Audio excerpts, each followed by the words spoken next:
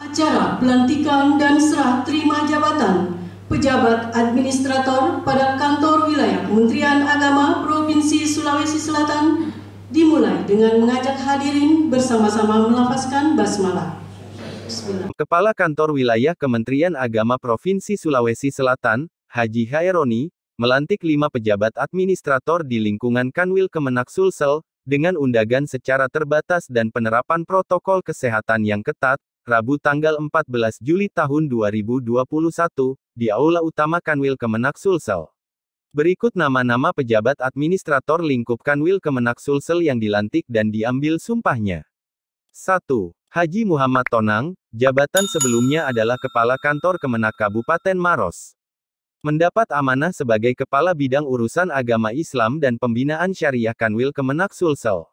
2. Dr. Haji Rappe, diberi amanah sebagai Kabid Pendidikan Madrasah, meninggalkan jabatan lamanya sebagai Kabid Urusan Agama Islam. 3. Haji Masikur, Kabid Pendidikan Madrasah ini dirotasi untuk jabatan baru sebagai Kepala Kemenak Kabupaten Sinjai. 4. Haji Abdul Hafid M. Tala, Kepala Kemenak Sinjai yang juga Ketua Forum Kakan Kemenak Sulsel, menggantikan posisi Haji Muhammad Tonang sebagai Kepala Kantor Kemenak Kabupaten Maros. 5. Palondongan, putra asli Toraja ini mendapatkan promosi jabatan dari penyelenggara Katolik Kantor Kemenak Tanah Toraja menjadi Pembimas Katolik pada Kanwil Kemenak Sulsel. Dalam sambutannya, Haironi menguraikan bahwa dalam Islam, ada 4 syarat yang mesti dimiliki oleh seorang pemimpin, yaitu sidik, amanah, tablik dan fatanah. Yang saya hormati, kepada para pendimas yang saya hormati, kepada para pejabat yang baru dilantik yang saya hormati, hadirin sekalian yang saya hormati, wabil khusus pada rohaniawan dan para saksi yang tak lupa saya hormati dan saya muliakan. Kalau pemimpin di dalam Islam itu paling tidak ada 4. Yang pertama sidik. Sidik itu dalam bahasa Indonesianya jujur. Kejujuran. Seorang pemimpin harus memegang teguh kejujuran.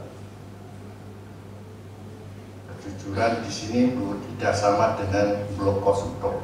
Bloko suto itu bahasa Jawa, kalau dalam bahasa Indonesia itu polos. Kalau bahasa milenialnya itu kalau ngomong ngaplak aja, nggak ada yang aling-aling.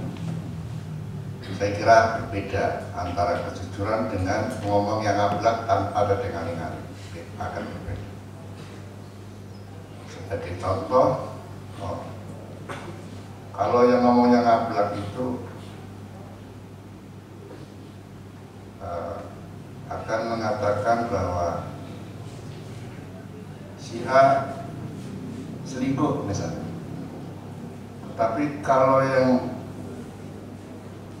tidak ngablak, tidak asal ngomong, akan menjaga etika ketika berbicara. Misalnya melanggar etika, melanggar norma misalnya. Sama-sama tujuannya sama, tetapi kalimat yang satu akan lebih menyakitkan si pendengar, kalimat yang kedua lebih menenteramkan si pendengar. Itu yang saya maksud beda antara kejujuran dengan ya ngaplak apa adanya tadi. Yang kedua, seorang pemimpin itu harus fatomah, bertanggung jawab. Segala sesuatu dan akibat yang ditimbulkan dari perbuatannya masing-masing ini harus dipertanggungjawabkan. Baik dipertanggungjawabkan di atas pimpinan, dipertanggungjawabkan kepada masyarakat, dan yang lebih berat lagi dipertanggungjawabkan kepada Tuhan Yang Maha Esa. Oleh karena itu, istilah tanggung jawab ini tidak mudah untuk diucapkan karena berat untuk diimplementasikan. Yang ketiga, tabligh. Tablik itu kalau dalam bahasa Indonesianya itu kurang lebih komunikatif, informatif. Jadi seorang pemimpin itu harus pandai mengkomunikasikan segala program dan kegiatan kepada masyarakat secara luas. Harus pandai menginformasikan kepada masyarakat luas. Harus pandai mengkoordinasikan kepada seluruh stakeholder yang terkait dalam menjalankan atau mengimplementasikan program dan kegiatan. Tentu saja diperlukan strategi yang sesuai dengan kondisi serta situasi yang dihadapi. Dalam konteks strategi yang lebih detail, teknis yang lebih detail, saya kira bisa dipelajari di dalam ilmu manajemen. Kebetulan saya juga alumni manajemen pembangunan sosial Universitas Indonesia, sehingga dalam konteks strategi manajemen pembangunan sosial saya sedikit lebih tahu lah kira-kira gitu. Sidik, amanah, tablik, patonah.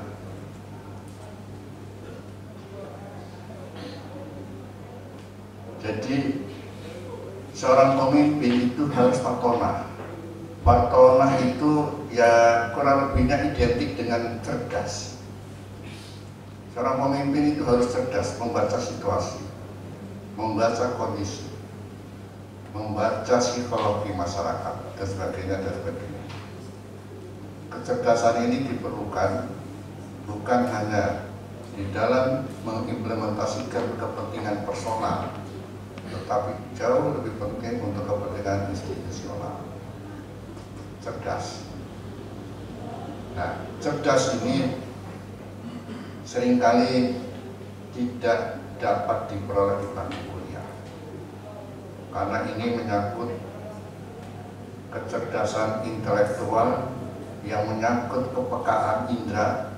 Bahkan kadang-kadang ada orang yang mengatakan bahwa seseorang memiliki indera keenam dan sebagainya, cerdas, mengambil langkah-langkah yang strategis, baik bagi diri sendiri maupun untuk kepentingan institusi. Kita harus cerdas semuanya. Dan akhirnya saya atas nama Kepala Kantor Wilayah Kementerian Agama Provinsi Sulawesi Selatan mengucapkan selamat kepada para pejabat yang baru dilantik, bahwa perpindahan atau mutasi itu hal yang biasa. Tentu kalau suruh milih, saya juga akan memilih di Jawa, di tempat yang strategis. Tetapi saya juga harus tahu diri bahwa semua amanah itu sesungguhnya sudah diatur oleh Allah Subhanahu wa Ta'ala, dan saya tidak pernah menyesal terhadap pilihan Allah. Saya kira itu. Terima kasih. Selamat kepada yang terlatih.